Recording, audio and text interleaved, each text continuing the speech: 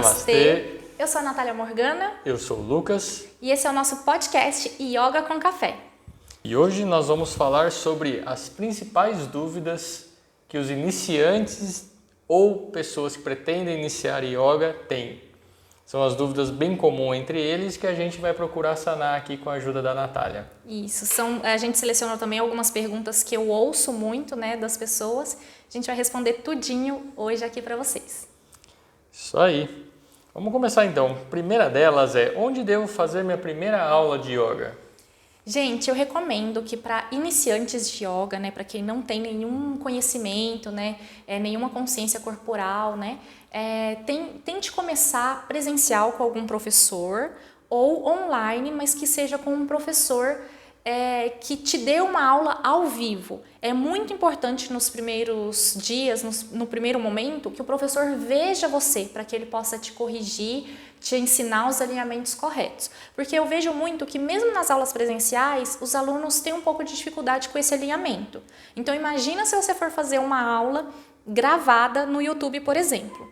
Nada contra essas aulas gravadas, mas é importante salientar que para iniciante é importante procurar um professor para te orientar aí no início da sua jornada. Extremamente importante, eu acho também, Se a pessoa não consegue, não conhece os movimentos, não conhece as posturas fazer pelo aplicativo, ela pode fazer muito errado, Exatamente, e acaba gerando uma lesão. Exatamente, isso também ocorre na academia, por exemplo, quando você vai malhar. Eu malho há muito tempo e mesmo assim eu ainda sou corrigido pelos professores em determinados exercícios que eu faço, que eu tinha certeza que eu fazia corretamente. Então sempre começar com o professor é importante. Isso. Pergunta número 2, por que devo começar a praticar yoga?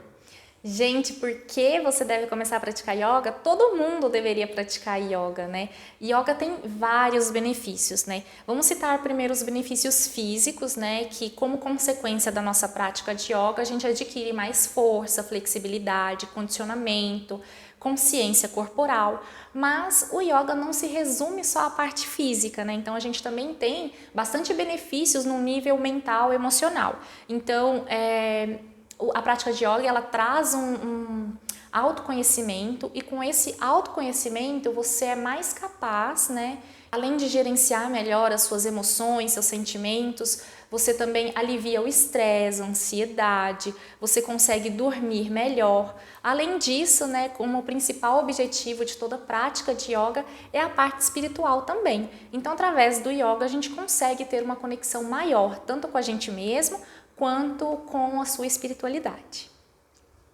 Que legal. Essa daqui eu ouço muito, Não sou flexível, posso fazer yoga? Gente, claro que pode. Flexibilidade não é um pré-requisito do yoga. E é a mesma coisa de quando as pessoas falam assim: eu não vou praticar natação porque não sei nadar. Não faz sentido nenhum isso, Pelo contrário, você pratica natação porque você quer aprender a nadar. A mesma coisa acontece no yoga, você não precisa ser flexível, mas como consequência da sua prática, você vai adquirindo essa flexibilidade. E é legal, eu gosto sempre de salientar que o yoga ele não trabalha só a flexibilidade do corpo, mas também deixa a nossa mente mais flexível. E é muito interessante perceber que com o tempo os alunos eles vão ficando mais abertos mentalmente, mais tolerantes, mais flexíveis mentalmente falando. Com certeza, já melhorei muito, mas tem muito a melhorar ainda. O que devo vestir e trazer para a aula de yoga? Gente, as roupas que você pode usar na prática de yoga são roupas confortáveis. Nesses dias, que está fazendo bastante frio, eu até falo para os meus alunos das aulas online que eles podem ficar à vontade, já que eles estão na casa deles, e eu na minha casa. A gente pratica yoga de pijama, Então, assim, são roupas confortáveis que não vão prender as suas articulações e dificultar os seus movimentos, tá? Geralmente, num estúdio, numa aula presencial, a gente usa as mesmas roupas que a gente usaria numa prática de exercícios físicos, na academia, por exemplo. Então, leggings, blusinhas bem confortáveis, soltinhas, nada que prenda o movimento. E qual que é a outra pergunta? Para homem, bermuda, camiseta, bermuda, sim. Do mesmo jeito que você iria para sua academia. Perfeito. Tá? Outro detalhe também. A gente não usa sapatos, tá, na aula de yoga, então a gente pratica yoga descalço. Na época do frio a gente pode usar uma meia também, mas a meia às vezes, dependendo da postura, escorrega um pouco. Dependendo do tapetinho. Dependendo do tapetinho, dependendo da postura, a gente pode escorregar um pouco com meia. Então eu sempre peço que os alunos que vão praticar com meia tomem um pouco de cuidado, ou também pode comprar aquela meia antiderrapante. Mas o ideal mesmo é a gente praticar yoga descalço, né, para a gente ter uma maior contato com o solo, né, sentir mais ali o que está sendo trabalhado com a sola dos pés. A gente trabalha muito essa força, essa firmeza dos pés e das pernas. E o que precisa trazer para a aula de yoga? Isso, sobre o que trazer. A gente não precisa de muita coisa para praticar yoga, tá? Então, assim, quando os meus alunos praticam yoga no parque comigo, você pode simplesmente estender uma canga, uma toalha, um tapete normal ali no chão para não ficar em contato direto com a terra. Alguns até gostam de ficar em contato direto com a terra e tá tudo bem.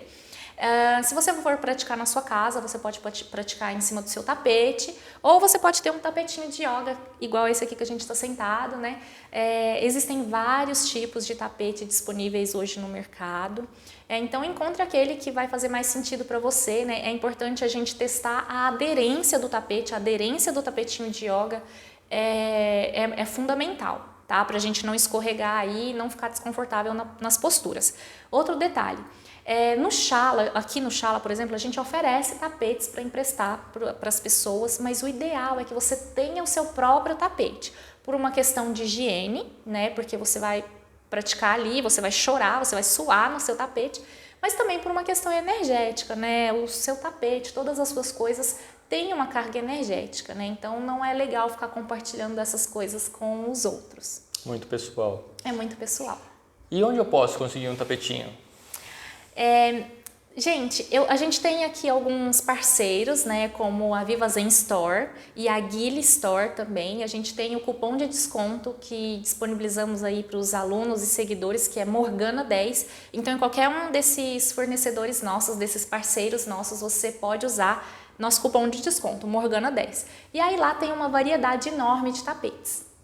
Exatamente. Inclusive, a gente lembrando o pessoal, né, a gente tem um videozinho no YouTube, para quem está assistindo no YouTube, como escolher seu match, versão 2021. A gente vai deixar no cardzinho aqui, se vocês quiserem dar uma olhada, tá bom? Isso mesmo. Próxima pergunta. Quais são os diferentes estilos de yoga? Gente, existem vários estilos de yoga, né? Desde os mais tradicionais até os mais modernos.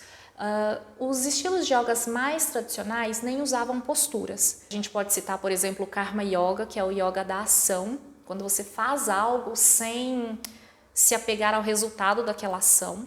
A gente tem o Bhakti Yoga, que é o yoga da devoção, é um yoga que a gente faz com mais cânticos, né, mais devocional mesmo, né? E a gente tem o Jnana Yoga, que é o yoga do conhecimento, o yoga que você estuda você mesmo, você estuda também as escrituras sagradas. A gente tem aí um intermediário, né, que é o yoga físico mais tradicional que a gente tem, que é o Hatha Yoga. E a gente tem também o Vinyasa Yoga, que é um estilo de yoga mais moderno, né, que surgiu aí no século XX. E o Ashtanga Yoga de Patabi Jois, que também surgiu no século XX. Muito bem. E como que eu poderia escolher entre eles? É importante a gente se identificar tanto, não só com o estilo do yoga, né, mas também com o professor, porque às vezes tem dois professores que dão aula de Hatha Yoga, mas você vai se identificar mais com um do que com o outro, então é importante ter essa identificação com o professor. E também o yoga vai depender da sua personalidade, né? No próprio Bhagavad Gita, Krishna apresenta 3 caminhos do yoga, né? Que é o Karma Yoga, Bhakti Yoga e o Jnana Yoga, porque ele sabe que cada pessoa vai seguir um caminho do yoga. Então a mesma coisa acontece agora, mesmo com a modernização do yoga, cada pessoa vai se identificar mais com um estilo. Eu particularmente, eu gosto muito do Hatha Yoga, porque eu acho que é um estilo de yoga mais integrativo, que qualquer pessoa consegue praticar. É um estilo de yoga que a gente consegue adaptar o yoga à pessoa, né? E a gente não força a pessoa a se adaptar ao yoga, né? Então não, qualquer pessoa vai conseguir fazer, aí vai conseguir praticar. E é o yoga físico, né, que trabalha as partes físicas, de todos os yogas é o mais tradicional. Perfeito. Então, na verdade, a gente tem que provar. Cada um tem que, talvez, aqui já está sabendo teoricamente como ele é, se tem curiosidade, marcar uma aula experimental e testando aquele que se encaixa melhor para você até encontrá-lo. Exatamente. Agora, já o Ashtanga e o Vinyasa são estilos que possuem bastante contraindicações, né? Então, dependendo da condição de saúde da pessoa, como uma hipertensão ou alguma condição de mobilidade, né? Então, eu não indicaria o Ashtanga nem o Vinyasa. De verdade, eu acho que o Hatha Yoga é o que mais atende as pessoas e eu acho até que, como a gente está falando aqui dos iniciantes, né? Eu acho que os iniciantes deveriam começar com Hatha Yoga para ir se familiarizando, tomando mais consciência e depois, caso ele queira migrar, né? Aí ele vai fazer uma migração aí para os outros estilos de uma forma mais suave, com mais consciência. Se aí quiser marcar uma aula experimental com a Natália, entre em contato com a gente. Exatamente. Eu dou aula de Hatha Yoga e Vinyasa Yoga. Tudo bem. Mais uma pergunta. Por que todos cantam ou recitam o mantra Om? Mantra na verdade, é uma palavra que tem dois radicais, né? Man de manas, que é mente, e tra de ferramenta. Então, mantra é uma ferramenta da mente. Mantras servem para ajudar a gente a entrar num estado meditativo. Então, o mantra Om é considerado o mantra mais conhecido, mais difundido no mundo. E o Om, o som do mantra Om, é considerado também o som primordial, o som do universo. Então, quando a gente recita o mantra Om, a nossa mente ela vai entrando aí num estado mais relaxado, né, preparando a gente aí para os estados meditativos, os estados mais elevados de consciência. Eu gosto sempre de encerrar a minha prática de yoga com o mantra Om, aqui no Shala, né? E aí é como se a gente selasse a nossa prática de yoga. A vibração dele realmente dá uma relaxada. Dá uma relaxada. E se eu não conseguir lembrar o nome das posturas? Não tem problema nenhum de você não saber o nome das posturas, tá? Os professores eles vão falar e com o tempo você vai acabar se familiarizando com os nomes, mas vocês não precisam se preocupar nem se cobrar em decorar e saber os nomes das posturas. A gente usa muito os nomes das posturas em sânscrito, que é a raiz, que é a língua, né, lá da Índia, né, a língua mais tradicional, né, lá da Índia, apesar que não é uma língua mais falada, mas várias palavras derivam do sânscrito. E a gente também traduz muitas dessas posturas em sânscrito, a gente traduz aí para o português também. Então, com o tempo, vocês vão se familiarizando. Certo, tem uma aqui também muito famosa, que eu já vi bastante, o pessoal comenta assim, mas eu sou de tal religião, por isso que eu não faço yoga. Então essas pessoas que têm muita religiosidade, às vezes deixam de vir para o yoga com medo de falar sobre outras religiões e estar, né, desviando o seu foco ali. Isso tem a ver? Na verdade, assim, existe sim esse preconceito em relação ao yoga, porque o yoga ele veio da Índia, e a Índia é um país muito religioso, onde o hinduísmo e o budismo são religiões assim que a maioria das pessoas praticam, né? Então, assim, pode ter uma relação lá, mas nem sempre os professores de yoga trazem essa relação para dentro da prática de yoga, porque assim, yoga não é religião, tá? Yoga é um darshana, e darshana significa um sistema filosófico, né? Um ponto de vista, né? Então, o yoga é um caminho, um estilo de vida. Boa, então não é uma religião de fato. Não é uma religião. Tá bom, então podem vir tranquilo, pessoal. Exatamente. Outra coisa que a gente ouve falar bastante também yoga é mais para mulher. Existe também esse preconceito só aqui no Ocidente, né? Aqui no Ocidente, de fato, existem mais mulheres que praticam yoga do que homens. Mas não, yoga não é uma coisa de mulher, né? Yoga é para todas as pessoas. E é engraçado porque lá na Índia, né, o país de origem do yoga, a maior parte dos praticantes de yoga são homens e não mulheres. Lá, na verdade, é mais difícil você ver mulheres praticando yoga. Inclusive, teve uma época que o yoga era mais praticado só por homens mesmo, né? Então, nos livros antigos a gente vê descrições das posturas de acordo com as características fisiológicas do homem, né? E não da mulher, porque o homem ele tinha a vida dele, né? Casava, tinha os filhos, criava os filhos e depois dos filhos criados ali, mais ou menos após os 50 ou 60 anos, os homens eles viravam renunciantes, né? Renunciavam a tudo e a todos, né? Inclusive a família, ia viver como um sábio, como um sadhu, né? Renunciante mesmo. Então assim, era mais os homens que praticavam yoga. E até hoje lá na Índia é mais homens que praticam yoga. Então homens, sejam muito bem-vindos aqui na nossa aula de yoga, não se sintam intimidados, tá? Venha praticar, é uma prática muito benéfica para todo mundo.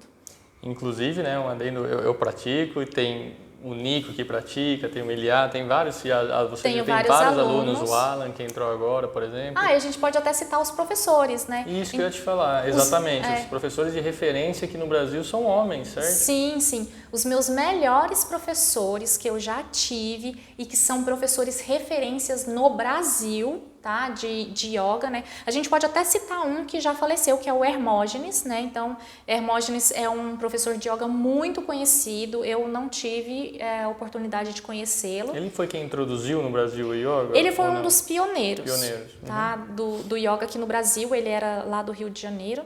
Mas hoje, atualmente, né, as referências de yoga aqui no Brasil é o Marcos Rojo, é o Marcos Aquino, da Bahia, e o Gerson Dadil, meu professor, né, eu fui aluna direta do Gerson, né. Então, assim, são homens, né, que são os professores, assim, referências aqui no Brasil. Então, não se sintam intimidados, gente. Yoga é para homem, mulher, todo mundo, criança, idoso, para todos, tá? Próxima pergunta. Não consigo desligar minha mente durante as meditações. O que eu posso fazer? Nessa pergunta a gente já se depara aí com um mito, né? Yoga, aliás, yoga não, né? Meditação.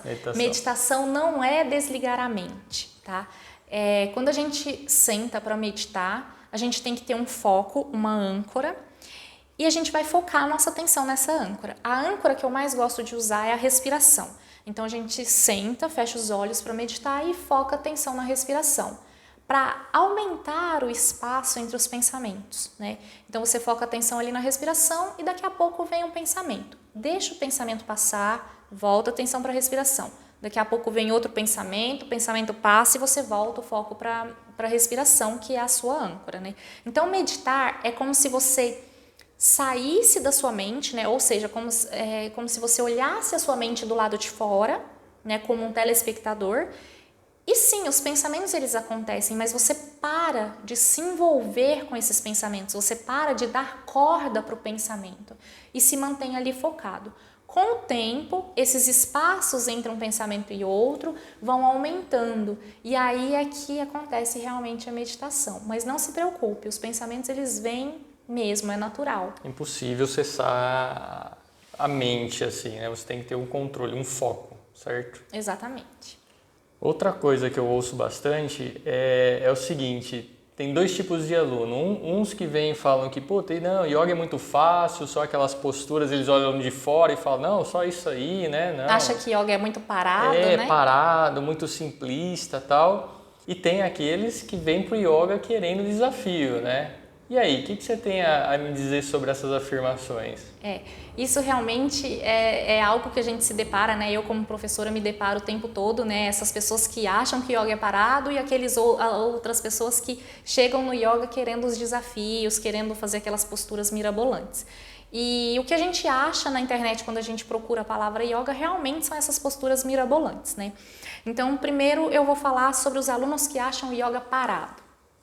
Yoga, gente, pode parecer parado para quem está olhando, mas para quem está fazendo sabe que o Hatha Yoga é uma prática, né, um estilo de yoga bastante vigoroso, porque é muito difícil e desafiador você segurar uma postura por bastante tempo. E na verdade, as posturas elas existem no yoga apenas para condicionar o nosso corpo, para que a gente possa ir evoluir, né? E evoluir no yoga não é fazer uma postura melhor ou mais desafiadora. Evoluir no yoga é você voltar a atenção para dentro e atingir estados alterados e elevados de consciência. Esse é o objetivo do yoga, né? Então o yoga não tem muito a ver com a parte física. Os asanas, que são a parte física, é apenas uma pecinha desse grande quebra-cabeça que é o yoga, né? Dessas várias outras peças que é o yoga. E é como uma cadeira. Uma cadeira, para ela ser uma cadeira, ela precisa das 4 pernas, né? Se a gente tira uma perna da cadeira, não vai funcionar. É uma cadeira que não vai funcionar, que não vai ter utilidade. É uma banqueta. Agora assim, o yoga é a mesma coisa, gente. O yoga, ele não é só postura, né? Dentro do yoga existem vários membros, várias partes que a gente deve praticar, como os yamas e niyamas, que a gente já fez um podcast sobre isso. Na verdade, só pegando um gancho, falando tudo sobre o que você está comentando ali, a gente, nos episódios anteriores desse podcast, a gente tem, né? Todos os 8 passos de Patanjali, que é o que a Natália está dizendo aqui, que a postura é apenas uma parte dela, que é o episódio dos asanas, que é o terceiro passo de Patanjali. Então, todos os outros compõem o yoga como um todo. Se vocês querem saber mais, então dá uma olhadinha neles lá, vale muito a pena. Exatamente. Então, tem os yamas e niyamas, tem os asanas, tem o pranayama, tem a pratyahara, que é a concentração, dhyana, dharana e samadhi, que são as práticas de meditação mais profundas, né? Então, assim, asanas não é nem o primeiro membro, né? Que é o que eu falei lá no podcast, não é nem o primeiro membro e não é nem o mais importante, né? É só uma parte, tá? Agora, sobre aqueles alunos que chegam no yoga também querendo desafios. Yoga também não é sobre desafios, gente. Na verdade, o maior desafio do yoga é você sentar e se concentrar na sua meditação. Né? Então, assim, eu percebo que tem alunos que querem fazer posturas desafiadoras, mas que não conseguem relaxar no Shavasana. Né? O Shavasana, que é aquela postura deitado, que requer de você só entrega e relaxamento, a pessoa não consegue fazer um Shavasana. E aí a pessoa quer fazer uma postura desafiadora. Né? Então, assim, é o que eu sempre indico. Talvez o yoga é para todo mundo, mas nem todo mundo é para o yoga. Né? Então, realmente, vai ter pessoas que não vai gostar de uma prática de yoga, tem pessoas que não querem uma prática de yoga, porque tem pessoas que não têm coragem de olhar para dentro, não têm coragem de relaxar, não têm coragem de sentar e meditar, porque é uma questão de coragem, tá? Não é uma questão de como que a gente pode falar, de gostar ou não gostar, é uma questão assim, que a meditação e o yoga faz parte da higiene mental, então todo mundo precisa, né? Mas nem todo mundo está disposto. Ou consegue lidar com as suas questões internas. Exatamente. Isso que você falou faz bastante sentido. O yoga, ele vai te levar para dentro, e quando você está dentro de si, quando você cria essa intimidade consigo mesmo, você se depara aí com questões que talvez você negou ou evitou por muito tempo, né? Então, por isso que muitos alunos desistem do yoga. Mas, enfim, tanto para aqueles alunos que acham que yoga é parado, quanto para os alunos que vêm só em busca do desafio, gente, yoga não se resume a essas posturas. Mito, hein, gente? Eu falo por mim, é muito difícil até manter as posturas aí, bem Yoga complexo. é uma prática espiritual, né? Yoga é meditação. Né? Então, falando novamente das posturas, né? As posturas elas vêm apenas para condicionar o nosso corpo, para que a gente consiga sentar, praticar os pranayamas, praticar a meditação. Então, os objetivos dos asanas, das posturas, é esse, tá? Condicionar o nosso corpo para os passos mais elevados do yoga. Muito bom. Última pergunta, então, para a gente fechar o nosso podcast de hoje. Mais uma afirmação aqui, né? Eu fico muito nervoso para começar, para ir no estúdio. Como que eu devo proceder para facilitar meu início no yoga? Tem pessoas nervoso nesse sentido, no sentido de timidez, né? Tem pessoas que ficam nervosas ou tímidas na hora de... E eu acho que eles também pensam que não vão conseguir fazer, não vão conseguir acompanhar nas posturas, né? Eu acho que uma série de coisas ali vem e amedrontam eles. É tipo um preconceito ali, né? Isso, exatamente. Então, assim, o recado que eu dou para esses alunos é que, gente, yoga não é performance, tá? Então, não se preocupe se você vai conseguir ou não fazer uma postura, porque yoga não é performance. Yoga não é uma prática competitiva. Então, assim, você não deve competir nem com você mesmo, porque hoje você vai conseguir fazer uma postura e pode ser que amanhã não. Ou pode ser que hoje você não consiga e amanhã consiga, e tá tudo bem, cada dia é um dia diferente no yoga. Mas você também não deve se comparar e competir com o coleguinha do seu lado. Yoga não é competição. Yoga é um momento seu, de você mesmo, de voltar a atenção para dentro. Então, todo mundo que está numa prática de yoga está com a atenção focada em si e não no outro. Então, pode vir tranquilamente. Que naturalmente também a evolução vai acontecendo tanto internamente quanto no corpo, né? Uma consequência, devagarzinho vai evoluindo. Exatamente. Então, tanto numa aula presencial, no estúdio, quanto numa aula online, né? De repente, essas pessoas que são mais tímidas, elas podem talvez começar aí com as aulas online. Lembrando que para iniciantes a gente sempre recomenda, mesmo que online, que seja uma aula ao vivo, onde o professor dá foco para te olhar. Supervisionada, né? Exatamente. Tudo bem, que episódio legal, gostei. Se você tiver mais alguma dúvida, manda aqui pra gente que a gente responde. Exato, deixa nos comentários aí, entra no site, pode acessar o nosso WhatsApp lá, fiquem à vontade. Obrigado para quem ficou até aqui e até o próximo episódio. Muito obrigada, namastê. Valeu, gente. Tchau, tchau.